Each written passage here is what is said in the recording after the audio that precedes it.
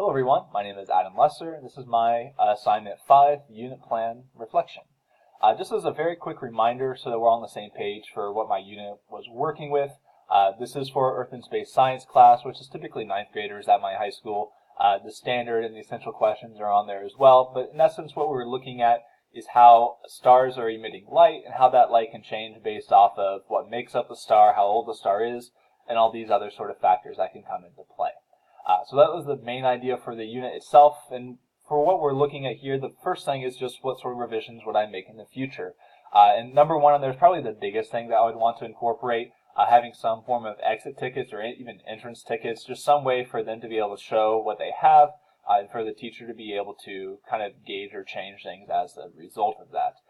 I feel like even though my unit is fairly short, there's no structured formative assessments going through, just the summative at the end. So I feel like those e-tickets could be something that would be very beneficial for the future.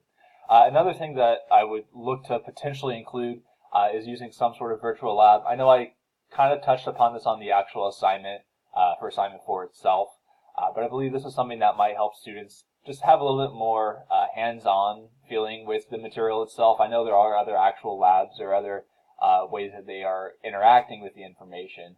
But for space, it's honestly very difficult to give them stuff that they can be working with consistently. That's more on kind of on their level, if you will. That first one that's listed, Build Your Own Star, that's actually a lab that I used to use in the past, but unfortunately it's been taken down. And I wish I could find something like that. I really enjoyed that students actually had the opportunity to change a lot of things about stars and see how that would impact them later on. They could change the size, the metal content, just a lot of different stuff for it, and you could actually see how that would create very different stars, which I felt like was a very good learning opportunity for them. And it's tough to find something that's as interactive or engaging even to be using in its place. Fusion, I know I mentioned in the other assignment potentially using an online lab for that.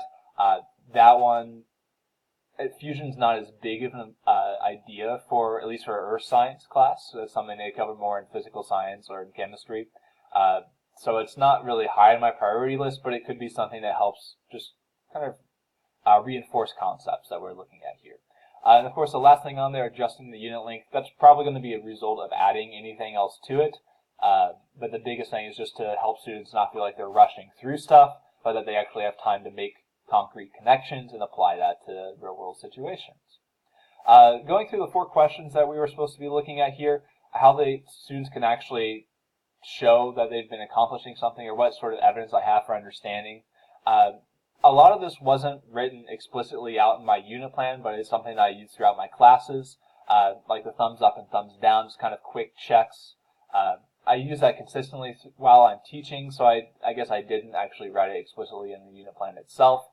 Even just paying attention to how fast or slow or how many questions students have when they're working on stuff, that can be very indicative of their understanding itself. And you kind of have to know the class to be able to do that, but I find that that's a lot more reliable than, or at least it's a lot easier to continually implement than constantly doing quizzes or other sort of checks. It works really well for me, at the least.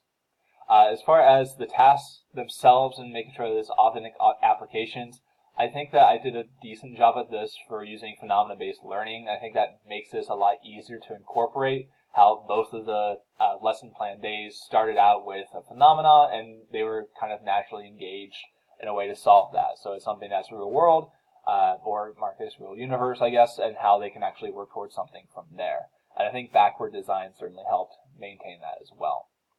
As far as the variety of assessments, like I talked about before, this is something that I would like to improve upon using e-tickets. I just mentioned the thumbs up, thumbs down, kind of the climate checks as well. But this is something I feel like could certainly help out to make my unit plan a lot better, just to have a little bit more variety of assessments or different ways for students to show that they're on the right track, which of course is the last thing on here. How can they self-assess? And I think the evidence journal is a big part of that for my class, how they can record the important questions or the essential questions, see if they're making progress, or what more they need to know. I typically avoid KWLs. I guess the evidence journal is very similar to that to a degree, but it just feels less like busy work. And that's why I prefer that instead. Thank you guys for watching. I hope you have a great rest of your summer and a great start to the school year.